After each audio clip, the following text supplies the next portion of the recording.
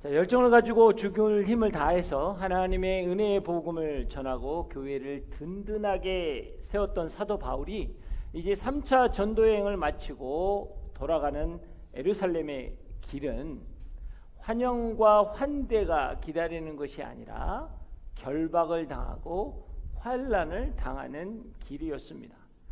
여러분, 누구나 꽃길을 걷기를 원합니다. 편한 길을 원하고 안전한 길을 원합니다.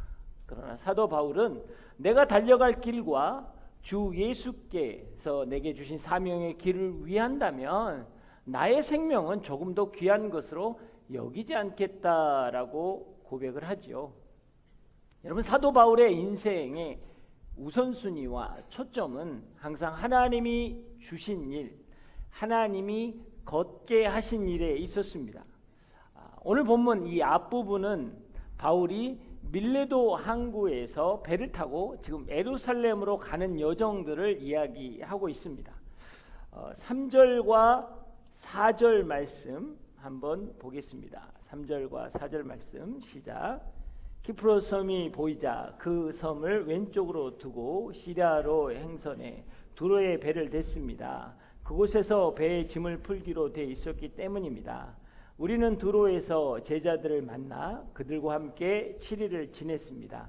그들은 성령의 감동으로 바울에게 예루살렘으로 올라가지 말라고 전했습니다. 자, 배가 지나는 항로를 따라서 여러 곳을 거쳐서 두로에 도착했고 거기에서 제자들을 만나 7일 동안 머물렀다라고 되어 있습니다. 그럼 사도 바울은 가는 곳마다 믿음의 씨앗, 기도의 씨앗, 복음의 씨앗을 뿌렸기 때문에 가는 곳마다 그 씨앗이 자라서 영적 교제를 할 수 있는 믿음의 사람들을 만날 수 있게 되었다라는 것이죠. 사도 바울이 가는 곳마다 믿음의 사람이 있었던 게 아니라 강팍한 사람들에게 복음을 전하고 믿음을 전함으로 그들이 바뀌었다라는 거예요. 그래서 그가 어디를 가든지 믿음을 나눌 수 있는 영적 네트워크가 생겼다라는 것입니다. 사랑하는 여러분, 세상에서 믿음을 지키기 위해서 환경이나 상황이나 장소나 사람을 탓하지 마십시오. 어느 곳에 있든지 누구를 만나든지 그곳에 말씀을 집어넣고 영적인 생태계를 바꿔야 한다라는 것이죠. 여러분, 은혜를 나누고 기도 모임을 만들어내는 것입니다. 때로는 여러분 학교에서 취미생활 활동에서 친구들과 이야기하는 과정에서 여러분 그 안에서 예수님을 밀어넣고 여러분 믿음의 이야기를 밀어넣는 거예요. 여러분의 삶의 자리를 바꿔야 한다라는 것입니다. 절망 있는 사람들에게 나는 왜 절망하지 않는지, 두려워하는 사람들에게, 낙담하는 사람들에게 나는 왜 그렇게 하지 않는지를 여러분이 믿음으로 선포하고 고백해야 하는 거예요. 그 상황 주어진 여건 가운데서 그들의 분위기를 맞추는 게 아니라 여러분이 말씀을 집어넣고 믿음을 집어넣기 시작하면 하나님의 놀라운 역사들이 일어난다라는 것이죠. 사랑하는 여러분, 상황 탓하지 마시고 환경 탓하지 마십시오. 그런 환경이 주어져야, 그런 상황이 주어져야 우리의 믿음이 세워지는 게 아니라 불모지와 같고 황폐된 것 같은 황량한 황무지라고 할지라도 여러분의 믿음의 씨앗을 심기우면 그곳에 싹이 나고 하늘을 덮는 숲이 우거지게 되어 있다라는 거예요. 시작은 여러분부터 하는 거예요. 여러분의 모든 만남들 가운데 예수를 집어넣으십시오. 말씀을 집어넣으십시오. 여러분의 믿음의 이야기를 집어넣기 시작하면 여러분 그들이 반응하기 시작한다라는 것이죠. 자, 하나님은 이 제자들에게 성령의 감동을 주었습니다. 그리고 그 감동에 따라 사도 바울이 예루살렘에 가면 결박을 당하고 환난을 당할 것을 알려주었습니다. 여러분, 제자들에게는요, 이건 청천벽력 같은 이야기예요. 사랑하고 존경하는 스승, 선생님이 끌려가서 결박을 당하고 환난을 당한다라는 이야기였죠. 그래서 제자들은 이렇게 했을 것입니다. 선생님, 지금 가시면 험한 꼴 당하십니다. 저희들과 함께 하시지요. 절대로 가시면 안 됩니다. 라고 바울을 붙잡았습니다. 성령께서는 바울에게 일어날 일들을 제자들에게 보여준 이유는 바울을 붙잡으라는 게 아니었어요. 피할 길을 예비하라는 게 아니었어요. 예수님처럼 십자가의 길을, 사명의 길을 믿음으로 잘 감당할 수 있도록 중보기도해 주오라고 보여주었던 것이죠. 그런데 그들은 바울을 너무 사랑하고 존경하고 아낀 나머지 바울의 앞길을 막아섰던 것입니다. 자, 5절과 6절 말씀 한번 보겠습니다. 5절과 6절 다 함께 읽겠습니다. 시작. 그러나 날이 다 지나자 우리는 두로를 떠나 항해의 길을 올랐습니다. 모든 제자들과 그 아내들과 자녀들이 도시 밖에까지 따라 나와 우리를 존송해 줬습니다. 우리는 그곳 바닷가에서 무릎을 꿇고 기도했습니다.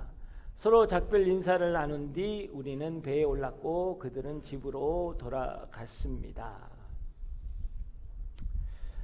아마 제자들이 매일 바울을 찾아갔을 것입니다. 그리고 선생님, 앞으로 하실 일이 많은데, 아니 앞으로 세워야 할 교회들이, 든든히 세워야 할 교회들이 많은데 왜 굳이 가시밭길 고난의 길을 자초하고 가십니까? 라고 설득하고 애절하게 붙잡았을 것이에요.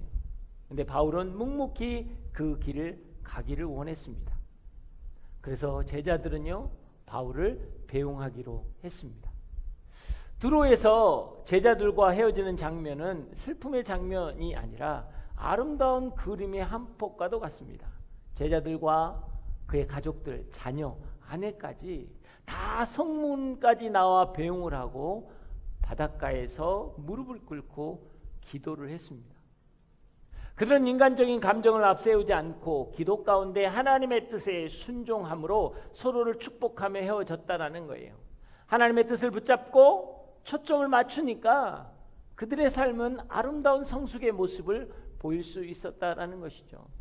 감정대로, 생각대로 움직일 때는 붙잡고 싶었고 막고 싶었고 그게 잘못된 길이라고 이야기하고 싶었지만, 그러나 그들이 하나님께 초점을 맞추고 하나님의 말씀에 붙잡힌 자가 되니까 서로가 기도해주고 격려하고, 떠나보내는 사람은 정말 간절하게 기도하고, 그리고 떠나는 사람들은 그들을 축복하는 아름다운 모습이 되었다라는 거예요.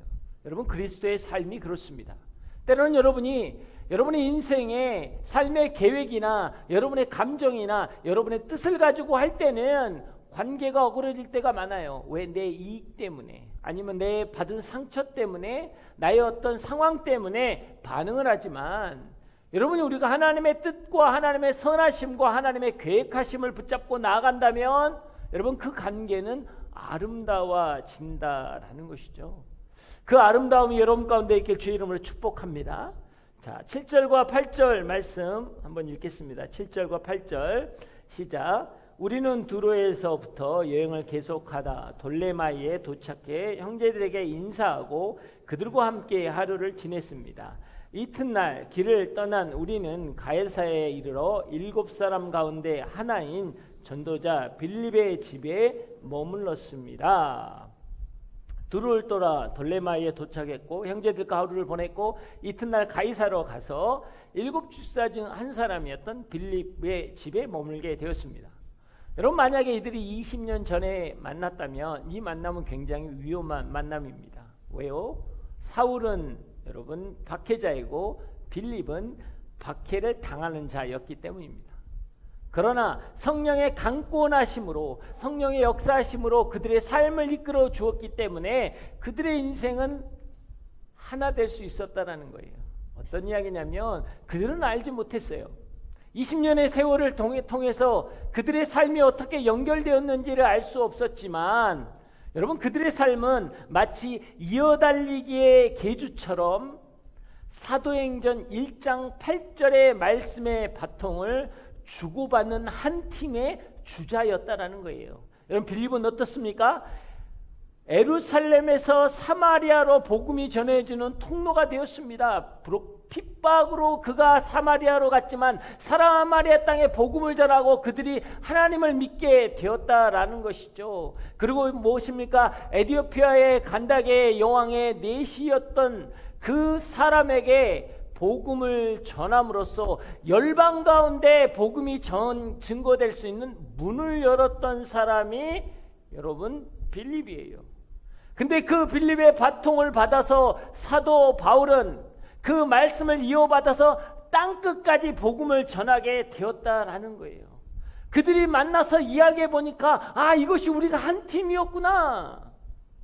과거에는 가해자와 피해자였고 박해자와 박해를 받는 자였지만 성령의 충만함으로 그 인생을 살다 보니까 그래서 20류에 만나 보니까 당신이 사마리아의 복음을 전했군요. 당신이 그 이방의 문을 열었군요. 제가 그 바통을 받아서 아시아와 유럽 가운데 하나님의 복음을 증거하고 교회를 세웠습니다. 그들은 아마 밤새도록 이야기 보따리를 풀었을 것입니다. 이런 교회를 세웠는데요, 그때 하나님이 이렇게 역사하셨습니다. 저는 이런 일이 있었는데요, 서로가 맞장구를 치면서 격려하면서 감사하면서 기쁨으로 이 만남을 이어갔을 거라는 것입니다. 사랑하는 여러분, 그렇습니다. 믿음 안에 선다는 게 그런 거예요. 지금은 해석되지 않지만요, 우리가 믿음 안에 서면 하나님은 우리를 한 팀으로 당신의 역사 가운데서 우리는 모르지만 하나님의 일들을 이어간다라는 거예요. 그래서 여러분 믿음의 동역자가 되는 거예요. 여러분, 그래서 여러분을 귀하게 생각하십시오. 순모임의 멤버들을 귀하게 생각하십시오. 여러분의 가정에 있는 가족들을 귀하게 생각하십시오. 지금은 내가 힘든 관계고 지금은 내가 어려운 관계일 수 있어요. 그러나 우리가 성령에 붙잡혀서 여러분의 삶을 이어가다 보면 언젠가 하나님이 여러분을 통해서 하나님의 놀라운 일들을 해나가실 거라는 거예요. 그래서 그것들을 경험할 때 그때서야 우리가 기뻐하고 축복할 수 있는 것입니다. 이런 은혜로운 날들을 지내려고 있는데 그들에게 선지자 아가보라는 사람이 등장합니다. 이 사람은 하나님께서 예언의 능력을 주셔서 성도들과 교회들을 세우는 사람이었어요. 근데 이 사람이 갑자기 바울에게 찾아와서 예언을 한 가지 합니다. 자, 10절에서 12절 말씀 한번 읽어보겠습니다. 10절에서 12절 시작. 그곳에서 여러 날을 지내는 가운데 아가보라는 예언자가 유대로부터 내려왔습니다. 그가 우리에게 와서 바울의 허리띠를 집어 자기 손발에 매더니 이렇게 말했습니다. 예루살렘의 유대 사람들이 이 허리띠 주인을 이렇게 동행해 이방 사람들에게 넘겨줄 것이라고 성령께서 말했습니다. 우리는 이 말을 듣고 이곳 사람들과 함께 바울에게 예루살렘에 올라가지 말라고 간곡히 권했습니다. 자, 지금까지는 여러분 환난과 핍박이 있을 거라고 막연하게 알았어요. 계속적으로 이야기했으니까. 근데 아가보라는 선지자를 통해서 좀 더 구체적이에요. 너가 이렇게 결박을 당할 것이다. 그리고 유대 사람에게 결박을 당하지만 너는 이방인에게 끌려갈 것이다 라고 아주 구체적으로 행동을 보이면서 지금 이야기하고 있다는 거예요. 바울이 허리띠를 가지고 지금 보여주고 있는 것입니다. 근데 이 말을 듣고 거기 있는 사람들이 또 말리기 시작하는 거예요. 근데 여기서 더 나가서 지금까지는 바울의 동역자 누가와 실라와 함께 했던 동역자들이 있어요. 유럽에서 에베소에서 함께 왔던 동역자들은 침묵했거든요. 바울이 고난 가운데 있을 것이라 핍박 가운데 있을 것이라고 하면서도 여러분 지금까지 많은 고난과 핍박 속에서 하나님이 그를 보호하시고 우리를 인도하신 걸 알았기 때문에 굉장히 침묵 가운데 그냥 왔거든요. 두로에서 그렇게 성령에 감동된 제자들이 이야기를 해도 침묵했어요. 근데 이제는 뭐예요? 묶이는 장면이 구체적으로 보이는 걸 보면서 여러분 동료들까지 합세한 거예요. 모든 사람이 안 된다는 거예요. 이제 가시면 안 됩니다. 할 수 없습니다. 라고 이야기하는 것입니다. 정말 간곡하게 말리는 거죠. 근데 이게 그냥 말리는 게 아니고요. 13, 14절에 보면 눈물을 흘리면서 예루살렘에 절대 가면 안 됩니다. 라고 하는 거거든요. 자, 13, 14절 한번 읽어보겠습니다. 13절, 14절 시작. 그러자 바울이 대답했습니다. 왜 여러분은 울면서 내 마음을 아프게 합니까? 나는 주 예수의 이름을 위해 예루살렘에서 붙잡힐 것은 물론 죽을 각오도 됐습니다. 바울이 설득당하지 않자 우리는 주의 뜻이 이루어지길 기원합니다 하고는 더 말하지 않았습니다. 울며 불며 지금 매달리는 거거든요. 안 됩니다, 안 됩니다. 그렇게 가시면 안 됩니다 라고 하니까 왜 나를 괴롭게 하냐, 왜 우십니까? 나는 주 예수를 위해서는 죽을까도 되었습니다. 주의 이름을 위하여 예루살렘에 갑니다 라고 이야기하는 거예요. 바울은요, 사람의 필요보다 하나님의 필요한 사람이 되기를 원했어요. 바울은 사람이 바라는 그런 사람이 아니라 하나님이 바라는 사람이 되기를 원했다라는 거예요. 그 길을 바울은 걸어가고 있습니다. 근데 제가 이렇게 왜 쭉 말씀을 읽으면서 했냐면, 사실 이거는 여러 가지 주석이나 자료들이나 여러 가지들 보면서 이런 일은 있을 것이다 라는 것 때문에 쭉 말씀을 정리했어요. 근데 사실 제가 1절부터 16절까지 정말 수십 번 이상 읽었습니다. 계속 읽고 많은 자료들을 찾아보았거든요. 근데 명쾌한 대답이 나오지 않는 거예요. 말씀 그대로를 읽어보면 모순이 있는 거예요. 왜냐하면 바울이 예루살렘에 오게 된 것은 성령의 강력한 권면에 의해서 왔고, 또 성령께서 이야기해 주셨어요. 결박을 당하고 수모를 당할 것이다 라는 게 있었단 말이죠. 그래서 오는 길이에요 지금. 근데 문제는 두로에서 제자들을 통해서 또 예언자들을 통해서 같은 지금 동역자들을 통해서 계속 그 말씀이 반복되면서 여러분 붙잡는 거예요. 아니, 성령에 감동된 사람들이 마치 피해가도 좋을 것처럼 말하고 있는 거죠. 여러분, 환난과 고통을 수없이 당한 바울의 입장에서는요, 충분히 오해할 수 있어요. 여러분, 그렇지 않을까요? 그 수많은 고통을 당해봤기 때문에 여러분, 한 번이면 그럴 수 있어. 한 번이면 그래, 나를 너무나 사랑하고 아껴주니까 그런 말을 했겠지라고 할 수 있어요. 근데 한 번이 아니거든요. 이들을 또 성령에 충만하고 성령의 감동이고, 이스라엘에서는 예언자로 알아주는 사람이고, 과거에 기근이 있을 거라는 그 기근도 예언했던 사람이란 말이죠. 이 사람이 와서 계속적으로 반복해서 이야기를 하는 거예요. 아니, 하나님이 악취미도 아니시고, 당하는 입장에서는요, 바울은 얼마나 갈등했겠어요. 그 강도를 점점 세게 이야기하잖아요. 환난이다, 핍박이다, 이렇게 당할 거야, 이렇게 고통을 당할 거야. 그리고 사람들 계속 말리고 가지 말라고. 우리가 흔히 말하는 중에 모르면 몰라도 알고는 못 간다라는 이야기가 있잖아요. 치러야 할 대가가 너무 크단 말이죠. 감당하기 쉽지 못해요. 한 번이었으면 그냥 그러려니 하지만 아니거든요. 성령의 감동을 받은 사람이 3번이나, 그것도 구체적으로 적극적으로 말한다면 한 번쯤은 바울도 생각하지 않았을까요? 정말 이 길은 피해가야 하나? 그럼 생각하지 않았을까요? 저는 이것 때문에 고민한 거예요. 몇 날 며칠을 고민하고 아무리 자료를 뒤져봐도 클리어한 답은 없어요. 그냥 성령 아까 말씀드렸던 것처럼 중보해라, 말씀은 똑같이 들었지만 이게 가지 말라고 한 건 아니다, 기도해 줘야 된다, 이게 답이에요. 모든 설교. 그래서 정말 유튜브도 많이 들어봤어요. 도대체 이걸 모르겠더라고요. 계속 기도했어요. 어제 저녁에 설교는 써야 되는데 여기서 딱 맥혀갖고 쓸 수가 없는 거예요. 이거 어떡하지? 이제 원고 반도 못 썼는데 계속 기도하는데, 정말 저에게, 그래서 여기서부터는 공식적인 자료는 아니에요. 그냥 묵상이니까 그냥 여러분이 적용점만 찾으면 좋을 것 같아요.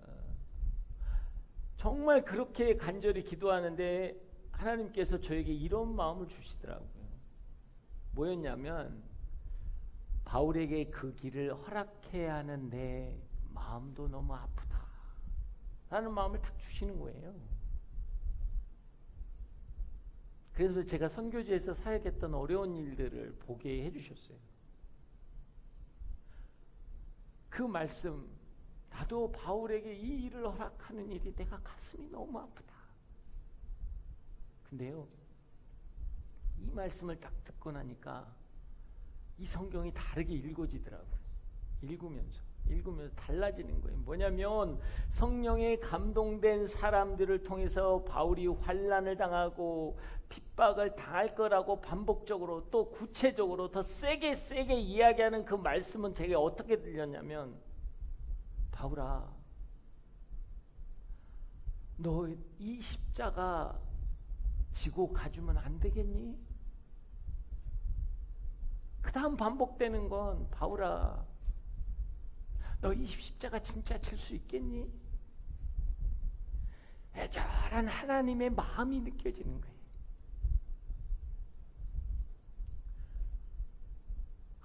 그러니까 저한테는 해석이 되더라고요. 이게, 야, 너 엄청 힘들다? 너 고통당할 거야?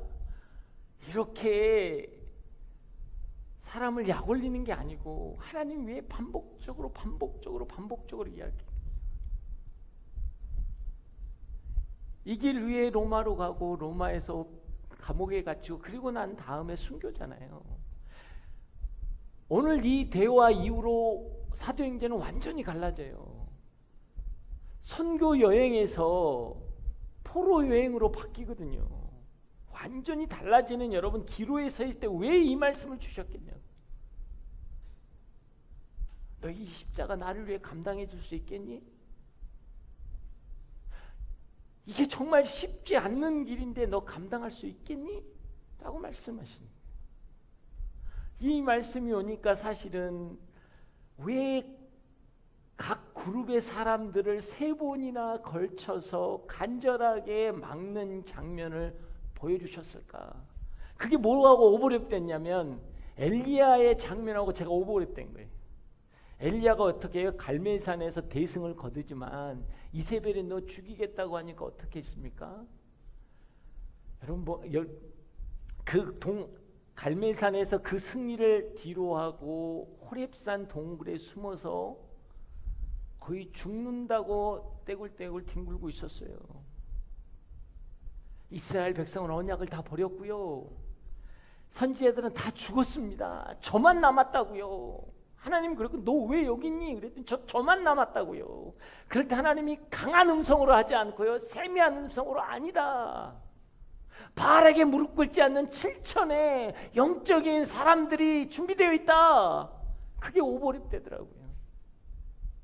이거거든요. 바울아, 맞다. 너를 환영하지도 않고 너를 받아들이지도 않는 그 예루살렘에 가야 한다. 거기는 환난과 핍박을 당하는 자다. 그러나 너 잊지 마라. 너를 사랑하고 아껴주는 사람들이 아직도 이렇게 많다.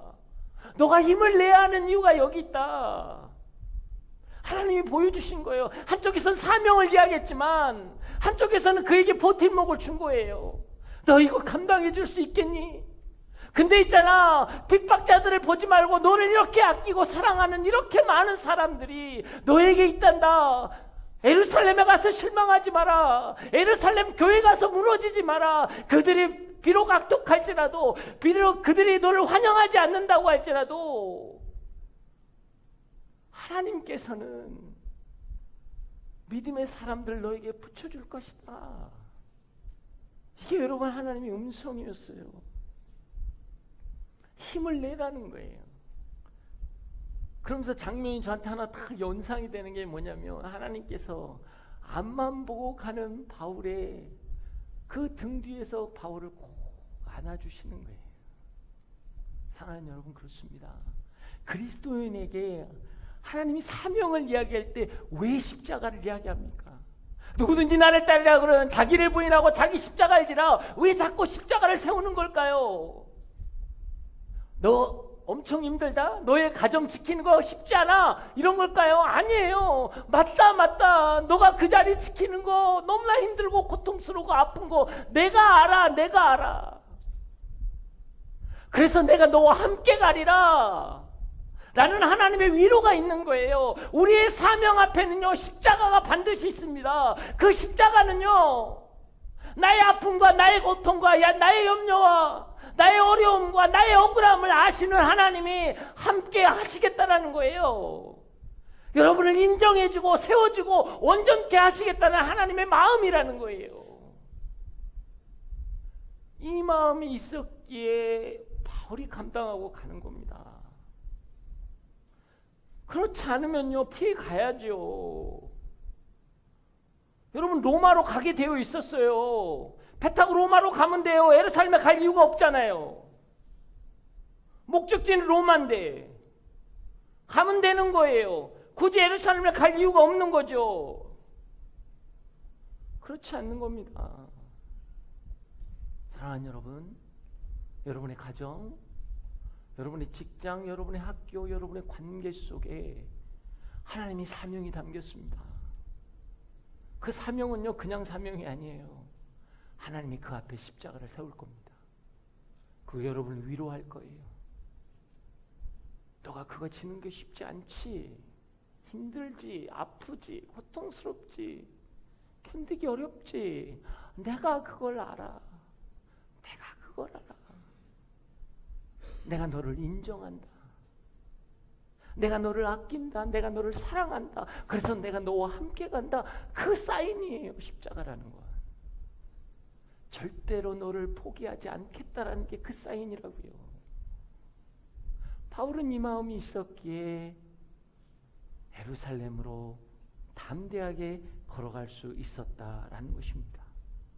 그게 18절, 19절 말씀입니다. 18절에서 19절 다 함께 읽겠습니다. 시작. 이튿날 바울은 우리와 함께 야고보를 만나러 갔습니다. 모든 장로들도 거기에 와 있었습니다. 바울은 그들에게 문안하고 하나님께서 그의 사역을 통해 이방 사람들 가운데 행하신 일들을 자세히 보고했습니다. 사도 바울은요, 예루살렘 교회 리더인 야고보와 장로들을 만나러 갔습니다. 야고보와 함께 여러분, 이 장로들은요, 유대인 그리스도인의 대표들이었어요. 이들은 유대인의 전통을 지키는 것을 굉장히 중요하게 생각하는 사람들이었죠. 그들에게 지금 열심히 선교 보고를 하고 있는 거예요.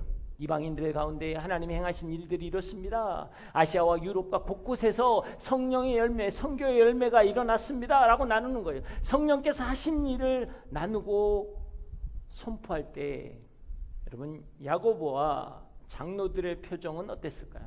이것도 제 생각입니다. 결코 좋은 표정은 아니었을 거예요. 마치 뭐냐면, 그래, 이야기해봐. 다 이야기 듣고 내가 이야기할 거야. 이 느낌이에요. 지금 할 이야기 다 해. 나도 할 이야기 있거든. 근데 보통 그러잖아요. 할 이야기가 있는 사람은요, 자기 할 이야기 생각하니까 남 이야기 안 들어요. 그렇잖아요. 뭔 말을 해도 그래, 그래, 근데라고 치는 거거든요. 지금 여러분 그 상황이에요. 그러니까 과연 막, 그래요, 정말 대단합니다. 와, 바울 정말 훌륭해요. 이방 교회 그랬어요? 에베소가 그랬다고요? 빌립보에서 그랬어요? 데살로니가 그랬다고? 이러지 않았을 거라는 거예요. 왜냐하면 그 이야기가 있으면 추임새가 있었어야죠. 고생했습니다. 수고했습니다. 대단합니다. 축복합니다. 딱 해야 되는데 그 다음 터지는 이야기가 전혀 다른 거거든요. 여러분, 받아들이지 않는 사람을 이해하는 게 굉장히 어려운 거예요. 자신을 향해 대적하고 뭔가를 트집잡으려고 그 앞에 서서 이야기한다는 건 정말 힘든 거죠. 바울은 그러나 최선을 다해서 보고를 마쳤거든요. 그랬더니 뭔 이야기가 나옵니까? 20절에서 22절까지 말씀입니다. 한번 읽어보겠습니다. 시작.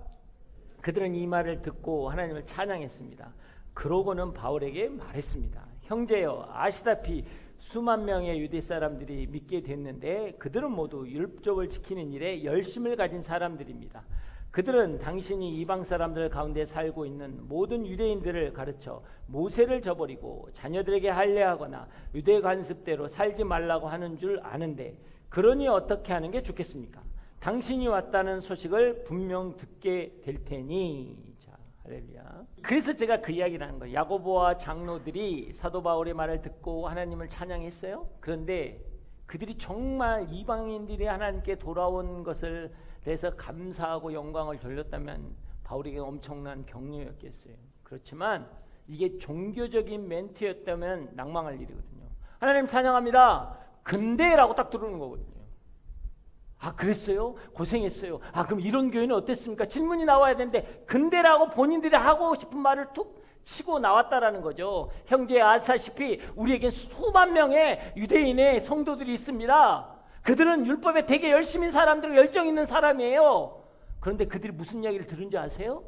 그들의 이야기를 하는 거예요. 당신이 디아스포라에 흩어져 있는 유대인들에게 뭘 가르쳤냐면 모세 율법은 거짓된 거다 폐하고, 그 다음에 자녀들은 할례를 받지 못하게 하고, 그 다음에 관습대로 행하지 못하게 했다, 이런 이야기를 들었단 말입니다 라고 툭 던지는 거예요. 지금 바울은 이방인에게 유대인이 될 필요가 없이 예수님만 믿으면 구원을 받겠다고 했지, 유대인에게 그렇게 이야기하는 게 아니거든요. 오히려 유대인에게 복음을 전하려고 여러분 디모데에게 할례를 받게 했던 게 바울이에요. 이 소리는 악의가 있는 거짓된 소문이란 말이에요. 이게 뭔 이야기냐면, 여러분 선교복을 했잖아요. 바울이 돌에 맞을 뻔했어요.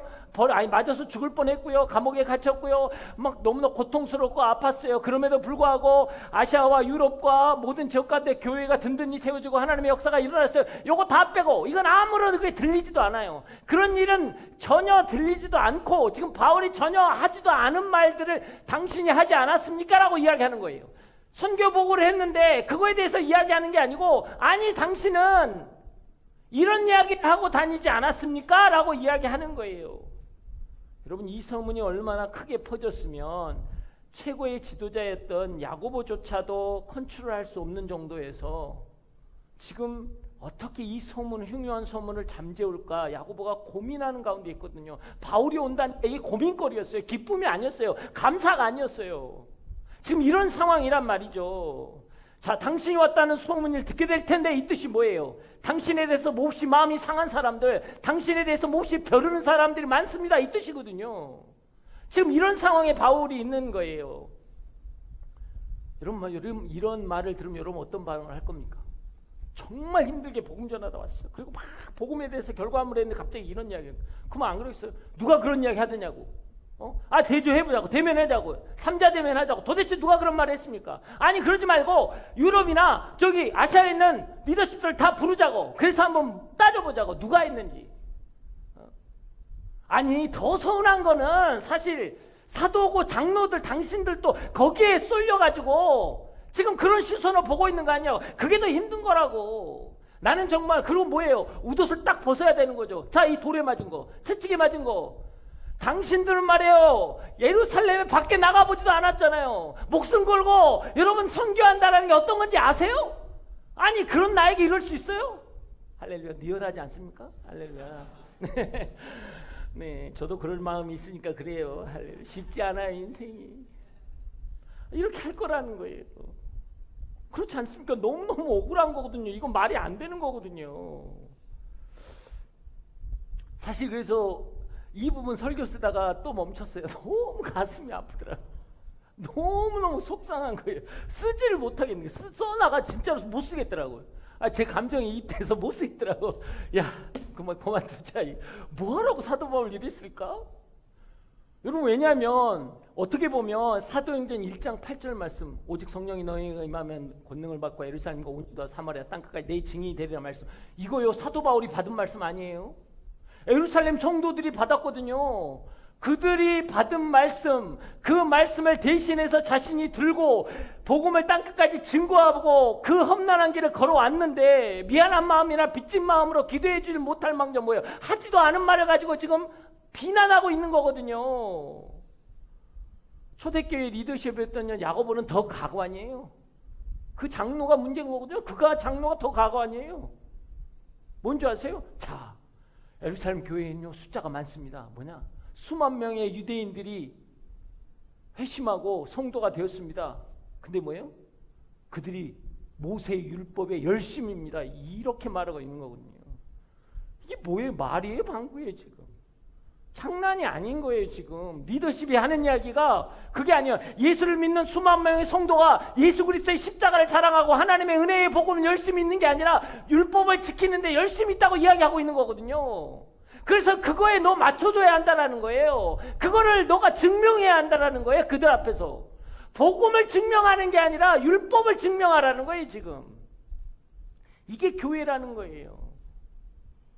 예수 그리스도가 온 민족의, 온 인류의 구세주라는 복음을 붙잡고 않고 그들은 아직도 예수 그리스도는 유대인의 메시아라는 율법에 매여 있는 거예요. 붙들어야 할 은혜를 붙잡지 못하니까 이상한 걸 붙잡는 거예요. 여러분 꼭 기억하십시오. 왜 우리가 예배 가운데 있어야 하고요? 왜 우리가 말씀 가운데 있어야 되는 줄 알아요?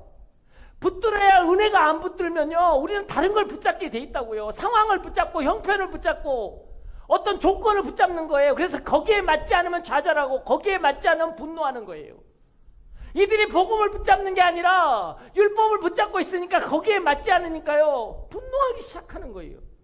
여러분, 이게 교회의 위기입니다. 불과 20년 만에 여러분 이렇게 바뀐 거예요. 그들이 처음 교회로 탄생했을 때는 어떻겠습니까? 사도의 가르침을 따라 서로 교제하고 떡을 떼고 기도하는 일에 힘썼으며 믿는 사람들이 다 함께 모여 물건을 서로 통용하고 공용으로 서로 사용하고 자기의 것을 가난한 자에게 나누어 주고요, 모든 사람들이 칭찬받으며 그의 숫자가 늘어났다라는 거였어요. 상종도 하지 않았던, 이방인보다 더 천하게 여겼던 사마리아에 복음을 전하러 갔고, 여러분 베드로와 요한이 성령의 세례를 주러 갔단 말이죠. 개처럼 취급했던 여러분 고넬료에게 가서 세례를 줬던 게 그들이에요. 근데 이미 20년이 흐르고 여러분 예루살렘 교회가 변질했다는 거예요. 성령 충만했던 교회가 시간이 흐르면서 이해할 수 없는 모습으로 바뀌었다라는 거죠. 산헤드림 공회 앞에서도 감옥에 갇힐 때도 매를 맞고도 성령 충만함 가운데 스데반의 순교 앞에서 여러분 예수 그리스도의 복음과 십자가의 부활을 이야기했던, 타협하지 않았던 성도들이었어요. 근데 지금 예루살렘 교회는 뭡니까? 복음을 이야기하지 않고요, 율법을 이야기하는 거예요. 날마다 구원받은 이방인들이 더해간다라는 아시아와 유럽의 교회가 세워졌다고 사도 바울이 이야기했는데, 그 사도 바울에게 율법을 지키지 않았다고 분노하는 겁니다. 여러분, 이게 교회인 거예요. 교회가 복음이 빠지면요, 교회가 말씀이 빠지면 이렇게 되는 거예요. 모임을 하거나 여러분이 사역을 하거나 나눔을 할 때요, 그 사람의 행동 때문에, 그 사람 태도 때문에, 그 사람 언어 때문에 분노하는 거예요. 복음이 빠지면 왜 저렇게 이야기해? 왜 저렇게 행동해? 그게 더 중요한 거예요. 아니요, 그렇잖아요. 예배의 본질을 놓치지 마십시오. 여러분의 분노가 어디에서 오는지, 여러분의 낭망함이, 여러분의 두려움이, 여러분의 염려가 어디에서 오는지를 분명히 보아야 하는 거예요. 그게 빠지는 순간 교회는 변질하는 거예요. 내 삶의 상황들이 바뀐다라는 것입니다. 이게 너무나 안타까운 거예요. 사랑하는 여러분, 그렇습니다. 이게 더 비참한 이유가 뭔지 아세요? 왜냐하면 할렐루야, 네. 오늘 추석 강의라 좀 일찍 끝내보려고 했는데 안 되네요. 저는 안 되는 것 같아요. 로마서 15장에 보면 바울이 로마에 있는 성도들에게 편지를 씁니다. 그때 뭐냐면 그 당시에 땅끝이라고 되어 있던 서바나, 지금의 어떤 스페인에, 내가 그때 스페인으로 갈 것인데 로마의 성도들에게 내가 좀 들릴 것이다. 그때 너희들이 나와 함께 동역을 하고 도와주어서 스페인에 선교를 할 수 있도록 함께 부탁을 합니다. 그 다음에 뭔 이야기 있냐면, 그런데 지금은 성도를 섬기는 일을 위해서 에루살렘에 가는데, 자, 에루살렘의 성도들에게 빚진 마음을 가지고 있던 마게도니아와 아가야의 성도들이 헌금을 했다는 거예요. 그래서 그걸 가지고 간다고 이야기를 합니다. 자, 지금 에루살렘으로 가는 바울에게는요, 헌금이 손에 들려 있는 거예요. 여러분, 우리가 아는 빌립보 교회는요, 정말 가난한 교회였거든요. 근데 그들이 복음의 빚진 마음 때문에, 왜 이 복음은 에루살렘으로부터, 저 유대인으로부터 왔기 때문에 우리는 빚진 자다, 그래서 눈물로 바울에게 헌금을 줬어요. 그래서 지금 바울의 손에 헌금이 들려있고 그 헌금을 전달했단 말이에요. 근데 뭡니까? 그들은 지금 그거에 대한 감동이 없는 거예요. 예루살렘 성도들은요, 이방인 성도들을 위해서 기도하고 감사하는 마음이 전혀 없어요. 뭐냐면 예루살렘 지금 성도들은요, 바울이 이방인들하고 어울려서 율법을 어기고 안 지킨다고 지금 분노하는 거란 말이에요. 그들하고 어울려서 유대인들도 다 지키지 마라 라고 했다라는 거예요. 헌금까지 받았는데. 여러분, 이게 우리의 예배의 태도예요. 여러분, 와서 은혜까지 받았는데 그러고 난 다음에 딴소리 하는 거예요. 하나님이 여러분 인생 가운데 분명히 말씀하시고 만지시고 역사하시고 붙들어 주겠다고 하는데, 그거 받았어. 받은 건 받았는데 딴소리 하는 거야. 그건 그거고 이건 이거야. 항상 이러죠, 우리. 그건 그거고 이건 이거. 다른 거죠. 목사님, 그건 다른 이야기예요. 뭐가 달라요, 여러분? 말씀이 기준이고 복음이 기준이고 하나님의 기준이면 모든 것에 여러분 적용돼야 하는 거예요. 그런 상황이 지금 바울의 상황이라는 겁니다.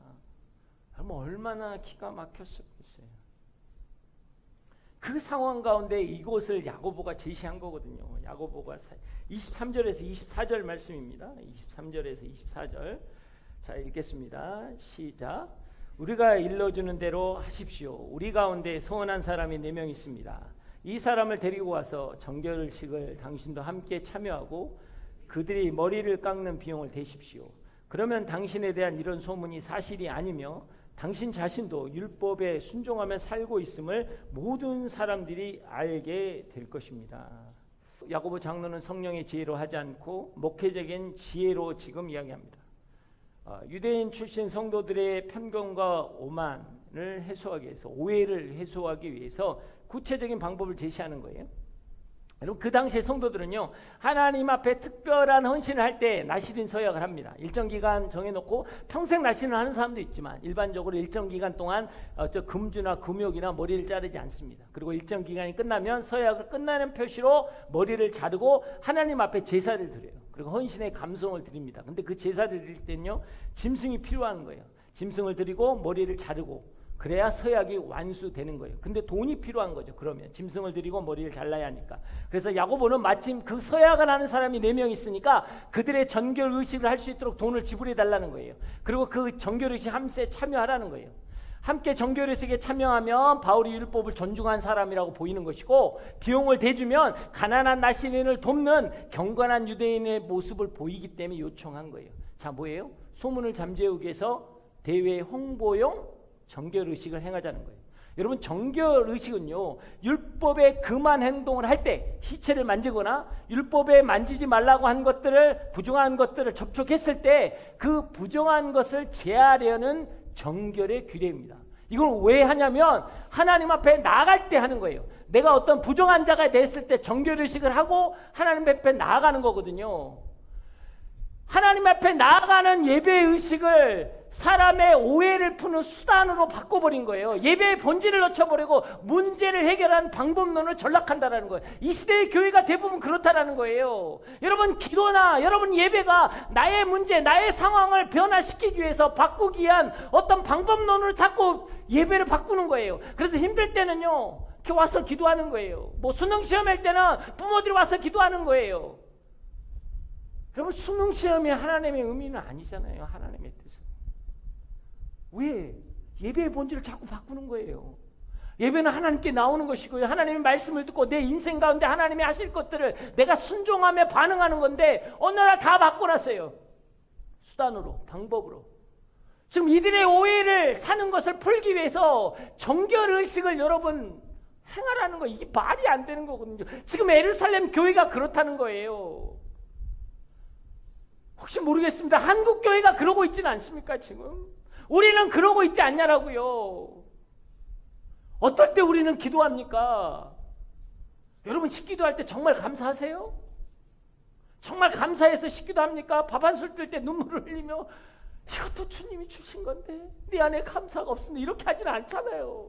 식기도니까 하는 거지. 근데 이제 어려워지면 주여, 이제 또 바뀌는 거잖아요. 그때부터 기도의 힘이 바뀌고 기도의 간절함이 바뀌고 목소리의 떨림이 달라요. 내가 힘들면 내가 아무 일 없을 때는 그냥 식기도도 짧으면 좋다고, 다 은혜가 된다고 막 그러더라고요. 저도 그래 식기도할 때 너무 힘들어요. 막 대표 기도할 때 식기도하고 짧으면요 다 박수 쳐요. 너무 감사하다고. 이게 말이 되는 이야기죠. 기도는 기로도 상관이 없잖아요. 아니 다 왜? 우리가 그 수단으로 바뀌니까. 내가 힘들 때와 내가 좋을 때가 다른 거예요. 이게 지금 예루살렘의 모습입니다. 근데 바울은 침묵 가운데 그걸 다 해요. 침묵 가운데 다 합니다. 바울은 알아요. 그렇게 한다고 안 풀린다는 걸. 왜? 수많은 전도 생활 속에서 분노하는 군중은 그렇게 해서 바뀌지 않는다는 걸 너무 잘 알아요. 그럼에도 불구하고 순종합니다. 왜일까요? 바울은 어둠과 대면하지 않습니다. 어둠에 여러분 대화하지 않아요. 여러분 잘 기억하십시오. 어두운 영역과 여러분이 자꾸 대화를 하면 여러분이 말려 들어갈 수밖에 없어요. 여러분 질 수밖에 없어요. 절대로 질 수밖에 없어요. 여러분 그렇잖아요. 한번 대보자. 정말 네가 잘했어? 내가 잘했어? 한번 해보세요. 말로 하면요 말로 못 얘기해요. 그리고 그래요. 저쪽에서 알았어. 내가 잘못했다고 하지. 그러고 난 다음에 어떻게 해요? 뒤에 가서 또 이야기합니다. 사람들 그럴 수 없었다고. 야 그렇다고 이 사람 저 사람 데리고 야 그렇게 하더라. 난리 납니다. 결국 저예요 여러분. 결국 집니다. 바울은 어둠을 대면하고 싶지 않았어요. 그리고 그렇게 이야기할 수 있어요. 나 못하겠다. 왜? 왜 내가 그걸 해야 되냐? 그리고 왜요? 로마로 가버리면 된다니까요. 지금 간단해요. 로마로 가버리면 돼요. 그러면 야고보와 장로들과 또 척을 지는 거예요. 어둠이 확산되는 걸 용납하지 않는 거예요. 사랑하는 여러분, 잘 생각하세요. 어둠은 대면하는 게 아니에요. 빛 가운데로 나가는 것뿐이죠. 어둠을 확산시키지 마십시오. 여러분에게 때는 분노와 아픔이 있다고 할지라도 그것을 확산시키지 마십시오. 하나님이 갚으십니다. 하나님이 하십니다. 드러낼 일은 하나님이 드러내세요. 믿으십니까? 그 하나님이 신실한 하나님이십니다. 여러분 그 은혜가 여러분 가운데 주의 이름으로 축복합니다.